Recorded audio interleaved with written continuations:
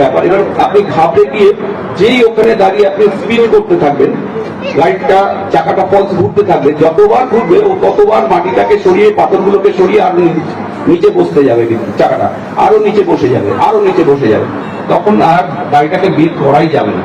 তো কি করবেন, যেখানে যখনই একবার দেখলেন, একবার স্পিড আপ করলেন, চাকাটা ফলস ঘুরলো, আর একবার চেষ্টা করবেন না, একদম মুহূর্তের ভেতরে গাড়িটাকে ব্যাক গিয়ার দিন, ব্যাক গিয়ার দিয়ে 2-3 হাত পিছিয়ে আসেন, এসে ঠিক যে লেন দিয়ে আপনি যাচ্ছিলেন তার থেকে একটু ডান দিক বা বাঁ দিকে যেদিকে জায়গা আছে, পাহাড়ি রাস্তা সরু হয়, তো যেদিকে জায়গা আছে ডান দিকে হলে ডান দিক, বাঁ দিক হলে বাঁ দিক, সেদিকে একটু একটু বেঁকে গিয়ে অ্যাঙ্গেলটাকে দেখিয়ে নিয়ে স্পিড করে ফার্স্ট গিয়ার দিয়ে স্পিড করে বাক করে দেখুন অনায়াসে বেরিয়ে যায়।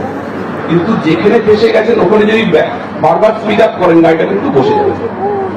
এটা অনেকেই গাড়ি নিয়ে বেরোন ইকোনমির কথা ভেবে বা যাই হোক, হয়তো অনেক মানুষজন নিয়ে ঘুরতে ভালোবাসে, একটা গাড়িতে 5 জনে চড়ে যাচ্ছে, একটা গাড়িতে আপনারা 5 জনে চড়ে যাচ্ছেন, খুব ভালো গাড়ি, খুব ভালো গাড়ি, খুব ভালো সব কিছু, কিন্তু একটা জিনিস ভাবতে হবে, গাড়িটার ওজন তো অনেক বেড়ে গেল, 5টা লোক আর মালপত্র। এই যে আমি অল্টো গাড়িতে ঘুরে বেড়াই, আমি একা, আমার অল্প মাল, গাড়িটা হালকা, অনায়াসই সে এইসব জায়গাগুলো বেরোতে পারে। কিন্তু সেই গাড়িতে যদি আমি 5 জন চাপাই তাহলে কিন্তু এগুলো বেরোনো সম্ভবপর হবে না, গাড়িটা অনেক নিচু হয়ে যাবে, গাড়িটা গিয়ে কোথাও না কোথাও বাড়ি খাবে, প্লাস এইসব জলের জায়গাগুলো, ওয়াটার ক্রসিং গুলোতে আটকে যাবে, কোনো মতেই ও এগোতে পারবে না। এগুলো একটা ব্যাপার, এগুলো মাথায় রাখতে হবে কিন্তু।